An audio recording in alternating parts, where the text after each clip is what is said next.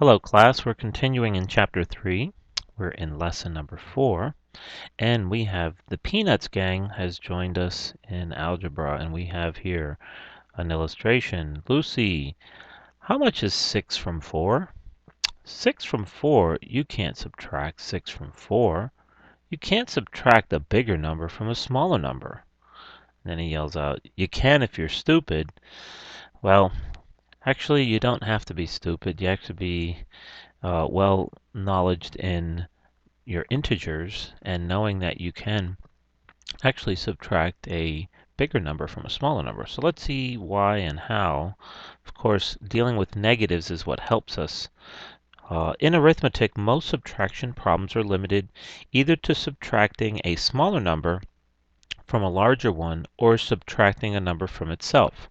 So we have seen in subtraction most of our lives, let's say 3 minus 1, and that's equal to 2. Or we might see 3 minus 3 is equal to 0, right? Now, we're going to see here, how can you subtract a larger number from a smaller number? In the first case, the answer is positive. In the second case, it is 0. So we have that here, positive number and a 0. By having negative numbers to work with, it becomes possible to subtract any number from another number. Consider, for example, the problem in this cartoon. Thinking in the terms of particles, the problem is to take 6 particles away from 4. Okay? Although this seems impossible, there is a way to do it. We simply add 2 pairs of particles and antiparticles to the picture. So let's take our 6 particles.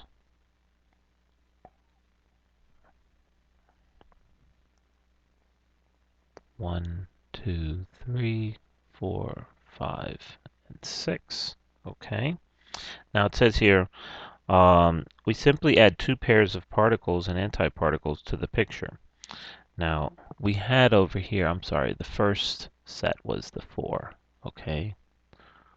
3, 4. Okay. And we're subtracting 6 from 4. Okay. Now how would we do that? Well, it says here we would need 2 antiparticles. Okay. Now, this doesn't change things because each antiparticle pair adds up to nothing, and adding 0 to a number does not change it. Now we can take 6 particles away, leaving 2 antiparticles. Okay, so this is equal to this, right? We know that. We have 4 antiparticles, and if we were to take 6, right, and we were to subtract these, or actually adding them together, that would give us this answer here. Well, the question is, what happens when we take away 6? We have 1, 2, 3, 4, 5, 6, and we end up with 2 antiparticles, meaning negative 2. Okay, we sort of substituted this value. If we go back, and maybe I just want to give you a quicker or a longer look at this. This 4 is equal to this 6 minus 2, is it not? Certainly, 6 minus 2 is equal to 4. But now we have all of the antiparticles and particles all in one page here, so we're able to now say, if this is the same as this, what happens when I take 6 away? 1, 2, 3, 4, 5, and 6. It leaves me with negative 2. So 4 minus 6 is equal to negative 2. All right, let's turn over to page 125. In general, whenever we have a large number, or whenever a large number is subtracted from a smaller one, the answer is negative. Okay, here are more examples.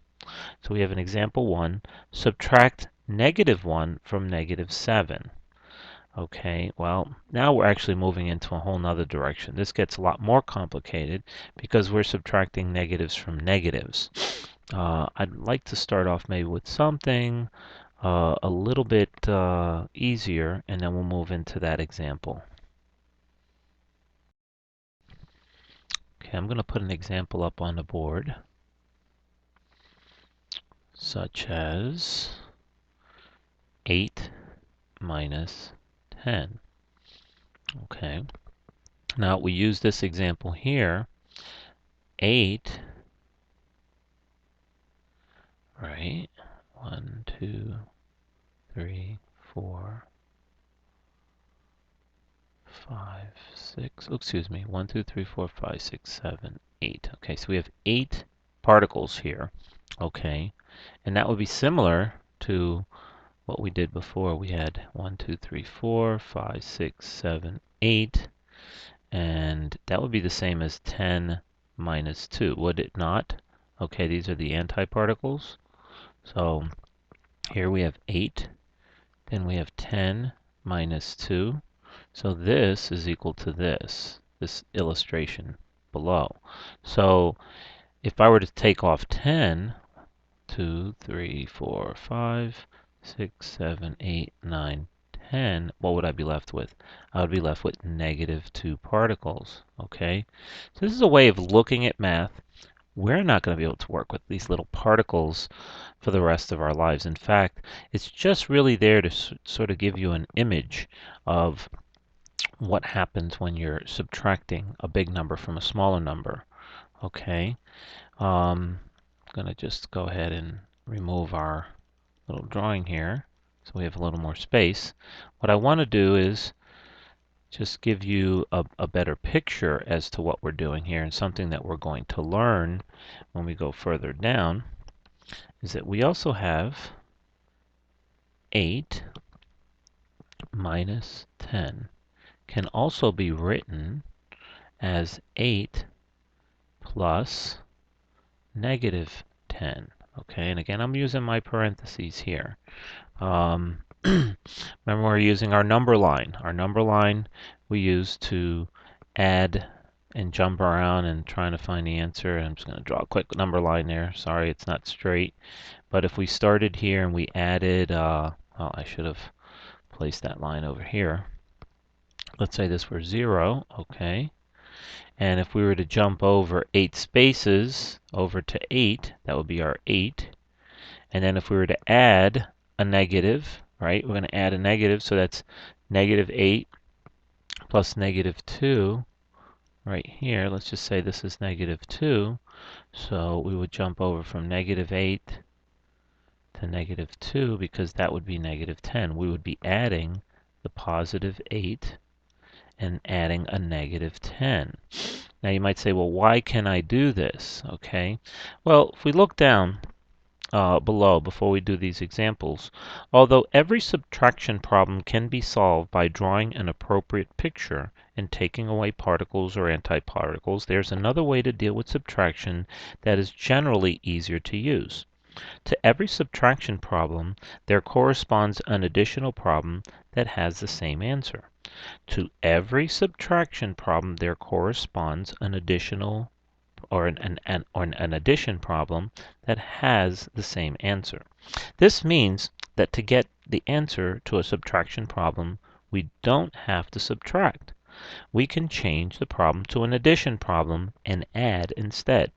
Now, I highly recommend this because this is the one area where we're constantly being challenged in math, is really with these small little details. As we learn the bigger concepts, how we deal with variables, we still have to be good at our math. We need to be proficient.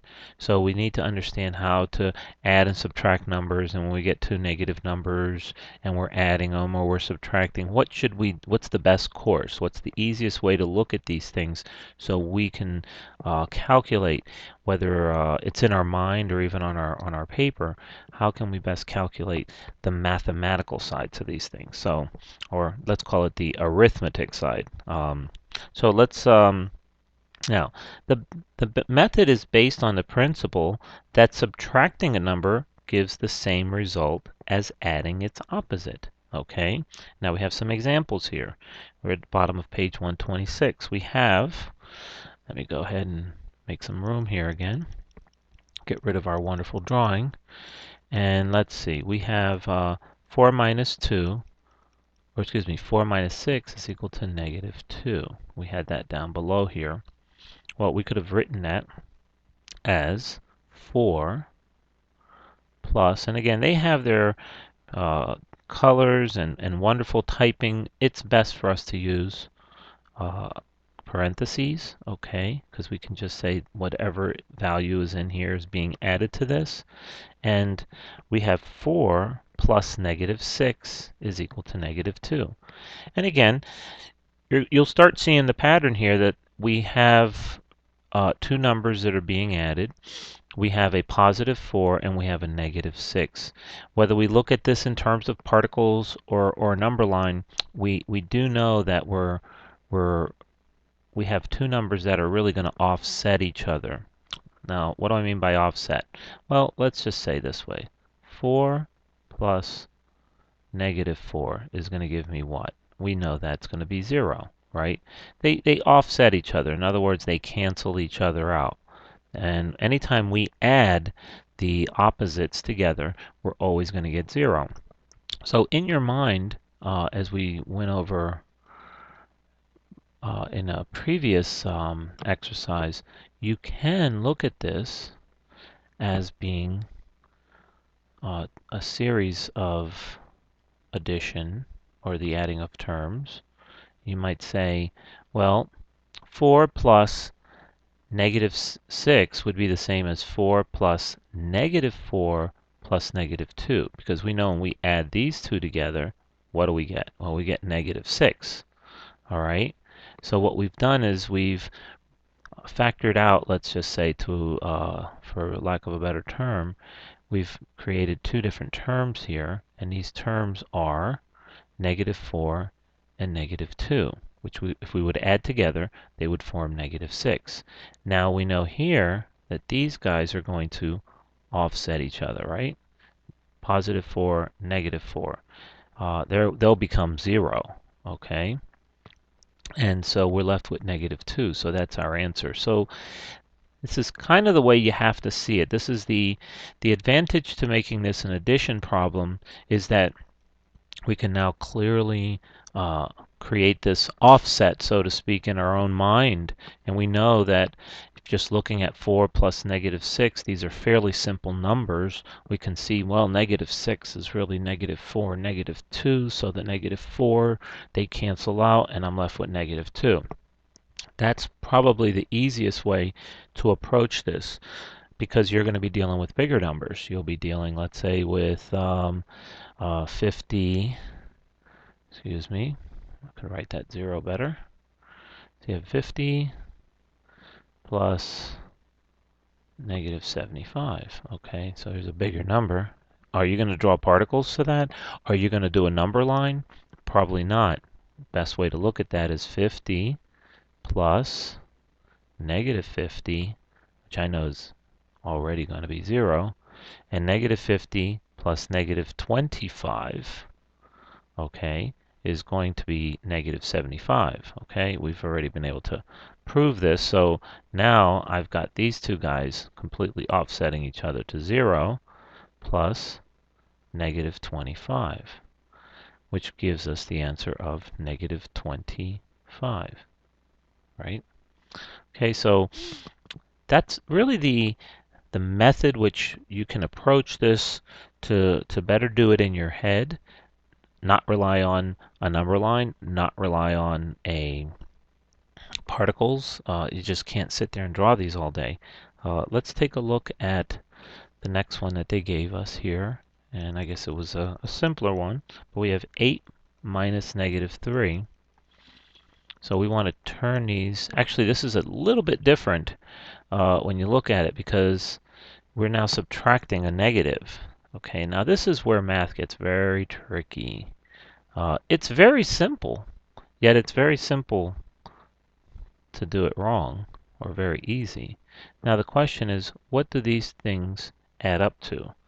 Well, you would say 8. Now a negative to a negative turns into a positive. I'm going to add. You always add the opposite if you're subtracting.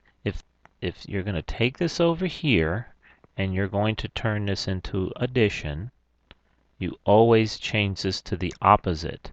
Whatever is here, the opposite of negative 3 is now positive 3. Okay? Which is why our answer is 11. Okay, so remember to always change this term to its opposite. Let's take the next one.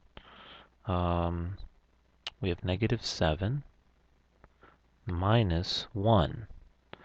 Okay, and that's equal to, well, we're going to keep negative 7 over here, but this is going to turn into the opposite, or excuse me, well, we're going to turn into addition, which is the opposite, but now we're left here with positive 1, right?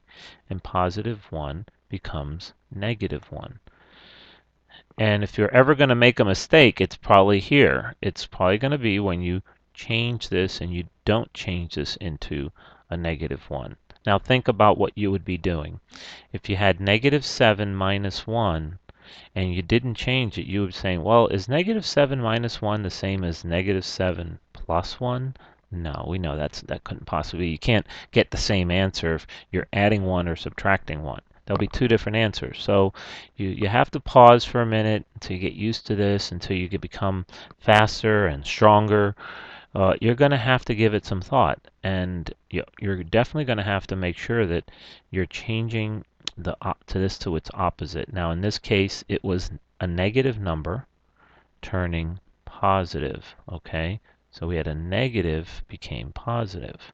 Over here we had a positive that became negative.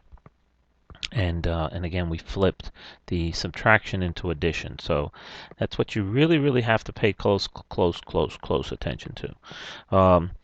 Now, because of this connection between subtraction and addition, mathematicians prefer to think of subtracting as adding the opposite rather than taking away. And that's probably the best way you can look at it. When you have a series of addition and subtraction, let's say you had 4 minus 6 plus 2 minus 3 plus 7 minus 4. And you might say, well, I have a series of addition and subtraction going on. Let's change this. How could we change this? Well, we could say 4, we're going to change it to plus, but now I have to take the opposite of 6. I'm changing this. I'm going to take the opposite of 6 and I'm going to say minus, or negative 6, excuse me. So 4 plus negative 6. Now this is fine. I'm adding 2. Now I'm subtracting 3, so I'm going to add, changing this over, and positive 3 becomes negative 3. Then I'm going to add 7, and then I'm going to again change this subtraction to adding, and I'm going to take the negative of, or the opposite. Okay? So this is what it would look like. It would be a series of addition. Positive 4 plus negative 6 plus negative 2 plus negative 3 plus, I'm sorry, did I say 2? Yeah, plus 2 plus negative 3 plus 7 plus negative 4. So we should look at things in a terms of adding. Now we can add positives and negatives together because we've already learned. And in this instance, we have over here, we know that these two, if we just added them together, would yield a negative 2. And we can go ahead and keep adding across. Well, 4 plus negative 6 would be negative 2. Plus positive 2 would put me at 0. So at this point, I'm at 0. Okay, I was at negative 2 here. Now I'm at 0. Now I'm adding negative 3, so now I'm at negative 3. Now I'm adding positive 7. Well, positive 7 would be 3 plus 4, right? So the negative 3 and the positive 3 cancel out. That leaves me with positive 4. And then 4 plus negative 4 is going to be equal to 0. Now, I did not plan it that way. I just threw these numbers up on the board, and it so turned out that this is what our answer is. So, as you can see, we've learned a method by which we can do these things. If we look at example 1, and we can see where they're subtracting -1 from -7. Now, in this case, first off, let's be very careful with our terminology. Let me clear my board here. The terminology, we're subtracting 1 from, or rather -1 from -7. The biggest mistake that we make is turning or writing it incorrectly. And if we write it wrong, we know we're going to get it wrong. So we're subtracting -1 from -7. That means I have -7 minus -1. Okay, be careful that you don't write -1 minus -7, because we're not subtracting 1 here. We're subtracting -7. So this would have been wrong. So now we would be forced to look at this, and I'm not going to use the particles. I'm going to go to the method that we were using below and saying, how can I turn this into addition? Well, oh, I'm sorry. Whoa. That always stays the same. This number always stays the same when we're changing, because we've done nothing to this. So -7. Now I'm going to change here this to a plus, and I'm going to take the opposite. The opposite of -1 would be +1. So now I have -7 plus 1. Well, we know that -7 would be -6 plus -1 plus +1. And these two guys are going to offset each other, are they not? And that's leaving us with -6. So the answer is -6. Okay, now we're going to do our next problem. And again, let's really read what we're doing. This is what's very important. We're subtract 2 from -5. So subtracting 2 from -5 is not written this way, because I'm subtracting -5 from 2. Am I not? So let's write it, excuse me, let's write it properly and write -5 minus 2. Okay, so we have -5 minus 2. Now we're subtracting 2 from -5. Let's turn this into an addition problem. And that would be, I'm changing this here. Now I'm going to take the opposite of 2, which becomes -2. Now it's a lot easier because I simply have two negatives. I have -5 plus -2. When I add those two together, I'm going to get a negative, a bigger negative. Two negatives become a bigger negative, and the answer there is -7. Okay, so you go ahead and move on into your problems. We'll be reviewing these problems in our exercise video.